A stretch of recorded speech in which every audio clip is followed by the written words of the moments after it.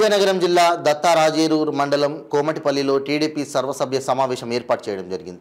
ఈ సమావేశం టీడీపీ అభ్యర్థి కొండపల్లి శ్రీనివాస్ అధ్యక్షతన జరిగింది. ఈ కార్యక్రమంలో జనసేన గజపతి నగరం ఇన్ఛార్జ్ మర్రపు సురేష్ మాట్లాడుతూ టీడీపీ జనసేన సభ్యులతో ఎన్నికల్లో గ్రామాల్లో పనిచేసి టీడీపీ విజయానికి కీలక పాత్ర పోషించాలని అన్నారు. ఈ చేతకాని వైసీపీ ప్రభుత్వాన్ని ఇంటికి పంపించే సమయం ఆసన్నమైందని, ప్రతి ఒక్కరూ గ్రామాల్లో సైనికుల్లా పనిచేసి తెలుగుదేశం పార్టీ అభ్యర్థిని అత్యధిక మెజారిటీతో గెలిపించాలని కోరారు. ఈ కార్యక్రమంలో సీనియర్ నాయకులు కొండపల్లి కొండలరావు, ఎస్సీ సెల్ అధ్యక్షుడు ఆదాడ మోహన్ రావు, మండల నాయకులు తదితర కార్యకర్తలు పాల్గొన్నారు.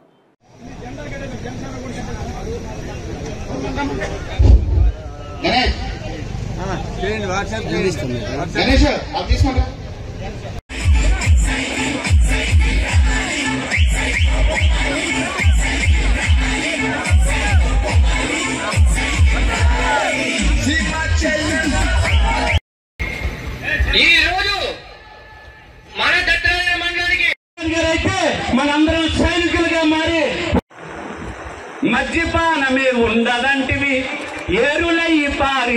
రెండు విషయాలు చెప్తాను. ముందుగా మనం ఎలక్షనీరింగ్ ఇక టైం లేదు, మన దగ్గర ఉన్నది 40 రోజులు. జన సైనికులకు, టీడీపీ కార్యకర్తలకు, సైనిక మీద ఉన్న ప్రజలందరికీ, దత్తరాజేరు మండల మరి ప్రజలందరూ కూడా జై జనసేన, జై టీడీపీ. వద్దలాలి పవన్ కళ్యాణ్ గారి నాయకత్వం, వద్దలాలి చంద్రబాబు నాయుడు గారి నాయకత్వం, వద్దలాలి శ్రీనివాసరావు గారి నాయకత్వం అనే స్ఫూర్తితో నందమూరి తారక రామారావు గారు స్థాపించిన పార్టీ తెలుగుదేశం పార్టీ. మరి అలాంటి ఈ పార్టీ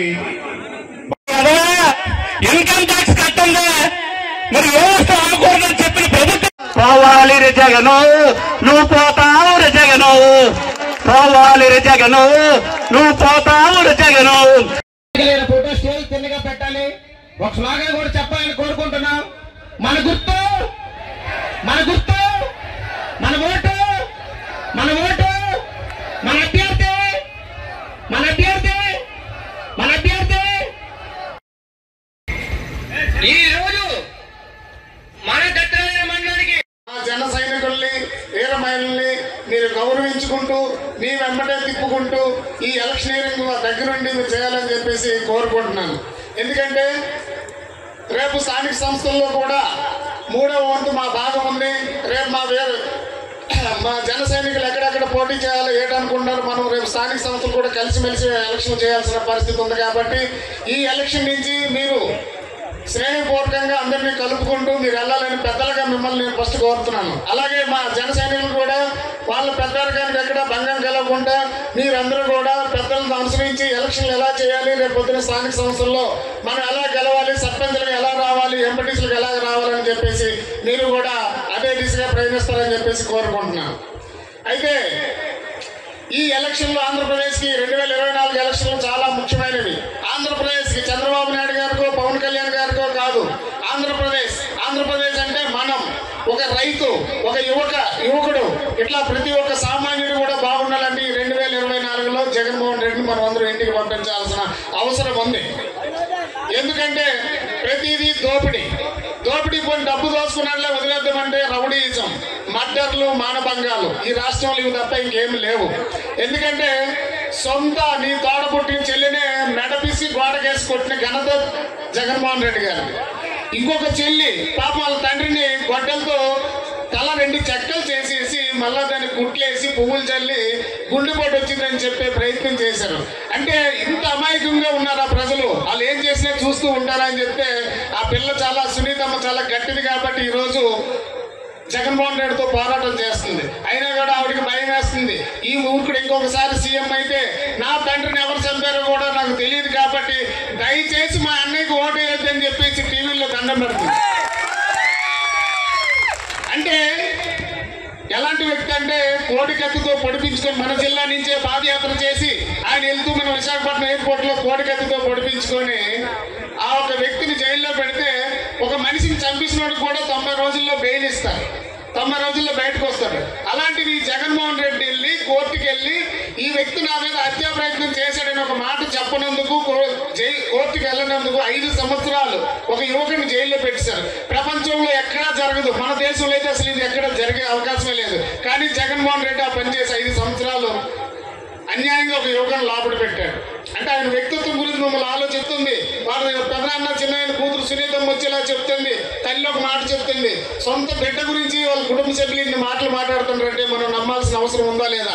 ఒక తెలుగుదేశం, ఒక జనసేన పార్టీ ఆయన ఏదైనా అన్నారంటే మనం ఏమో లేదా రాజకీయ లబ్ధి కోసం చెప్తున్నారని చెప్పేసి మనం అందరం భావించవచ్చు. కానీ సొంత కుటుంబ సభ్యులే భయపడిపోతున్నారు. రేపు పొద్దున ఈయన సీఎం అవడానికి ఇంకెవరిని చంపేస్తారో, ఈసారి ఎవరు ఓటా అని చెప్పేసి భయభ్రాంతులతో ఉన్నారు ఆంధ్రప్రదేశ్లో. జగన్మోహన్ రెడ్డి అంత మూర్ఖుడు కాబట్టి దయచేసి మీరు ఓటు వేయాల్సిన అవసరం లేదు. ఇంకా ఒకటి ముందు వీళ్ళందరూ చెప్పిన విషయాలే ఇంకొంచెం క్లుప్తంగా చెప్తాను. ఇప్పుడు మనకి భూ సర్వేలు జరుగుతున్నాయి. భూ సర్వేలు జరిగేటప్పుడు మీకు రాళ్ళు పాతున్నారు, హద్దురాళ్ళ మీద జగన్మోహన్ రెడ్డి ఫోటో వేశాడు. అలాగే మన పాస్బుక్ మీద కూడా ఫోటో వేశారు. సరే ఫోటో కదని చెప్పి సరిపెట్టుకుందామంటే ఇప్పుడు ఒక కొత్త చట్టాన్ని తీసుకొచ్చారు. ఈ భూములు ఏంటంటే ల్యాండ్ యాక్ట్ ఒకటి తీసుకొచ్చింది. ఏంటంటే రేపు పొద్దున్న మన భూముల్ని ఇప్పుడేంటంటే మన ఎంఆర్ఓ అవసరం లేదు, అలాగే సబ్ రిజిస్ట్రార్ అవసరం లేదు. మన వాలంటీర్లు ఎలాగైతే నియమించాడో రేపు పొద్దున్న ఐఏఎస్ఎల్ని మన జగన్మోహన్ రెడ్డి గారు ఒక ఐఏఎస్ నియమిస్తాడు. టీఆర్ఓసం మీద ఒక పేరు పెట్టారు. దాన్ని పెట్టి రేపు పొద్దున్న మన భూములు రికార్డులో పేరు మార్చేస్తే, అంటే రాజకీయంగా రేపు పొద్దున్న ఎమ్మెల్యే అయినటువంటి వాళ్ళు ఆ టీఆర్ఓని అటు ఇటు చేసి నా పేరు మీ భూమి బదులు నా పేరు రాస్తే మీరు ఒక ఒక దశా నిర్దేశం అనేది చేయడం అవుతుందనేది మా తాలూకు పార్టీ ఇరు పార్టీలు ఆలోచించి నన్ను మీ ముందు ఉంచారు. కనుక నా యొక్క అభ్యర్థాన్ని మీరు మనసుగా ఆశీస్సులు ఇచ్చి నన్ను దీవించి ముందుకు తీసుకెళ్ళాలి.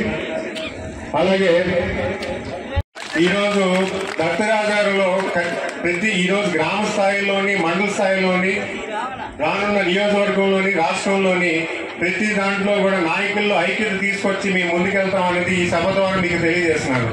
ఎందుకంటే నాయకుల ఐక్యత ఉంటే మీలో ఎటువంటి మనస్పర్ధలు ఉండవు, మీ కష్ట సుఖాలు నాయకులందరూ కూడా ఎదుర్కొంటారు.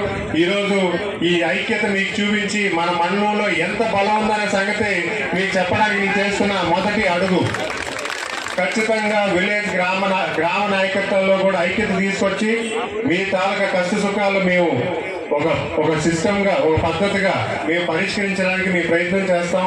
ఏదైతే ఉందో ఈరోజు చాలా మంది చెప్తున్నారు, ఏదైనా కష్టం వస్తే ఎవరి దగ్గరికి వెళ్ళాలని తెలియని పరిస్థితిలో ఈరోజు దత్తరాజారు మండలంలో ఉందనేది నాకు తెలిసిన విషయం. అయితే ఈరోజు నేను మనవి చేస్తున్నాను, మాలో ఐక్యత, మీ గ్రామ స్థాయిలో ఐక్యత తీసుకొచ్చి మీరు అందరూ కూడా ఎటువంటి కష్టం వచ్చినా ఎవరి దగ్గరికి వెళ్ళినా మీకు కష్టం తీరే పరిస్థితి మేము కలుగు చేస్తామనేది ఈ సభ ద్వారా మీకు చెప్తున్నాను. అదే విషయంగా ఈరోజు నేను చెప్పాలి ఏంటంటే మన మండలంలో ఉన్న డెవలప్మెంట్ యాక్టివిటీస్ కొన్ని, అంటే ఏదైతే ఉందో కొన్ని నేను గత వారం రోజులుగా కొన్ని ప్రతి విలేజ్ తిరగడం జరిగింది. మరీ ముఖ్యంగా నేను గమనించింది ఏంటంటే గెద్దపొంగలస రోడ్డు, గెద్దపొంగలస పెద్ద ఆయన ఇక్కడ ఉన్నారా, ఈ 2 రోడ్లు మనం పూర్తి చేద్దాం. అలాగే మీకు ఏమైనా ఉన్నా అభ్యర్థి లోటు అయినా ఉన్న ఏమైనా కూడా మనం పరిష్కరించే పరిస్థితి మనం చూద్దాం. అలాగే ఈరోజు మన గత తెలుగుదేశం గవర్నమెంట్ లో దానికి మనం ఎక్కడైతే ఆపామో అక్కడితో ఆగిపోయింది పని, అవునా కాదా? ఏమైనా ముందుకెళ్ళిందా? మనం తీసుకెళ్దాం. అది ఖచ్చితంగా రైతాంగం. ఈరోజు మన నియోజకవర్గంలో 90% రైతులే ఉన్నారు, రైతు కుటుంబాలే ఉన్నాయి. ఆ రైతు కుటుంబానికి మనం ఏ రకంగా ప్రయోజనం చేయాలని ఆలోచన చేస్తూ మనం బాగు చేసుకునే పరిస్థితిలో ఈ యువకులు మీ ముందు ఉంటారని మీకు సభ ద్వారా చెప్తున్నాం.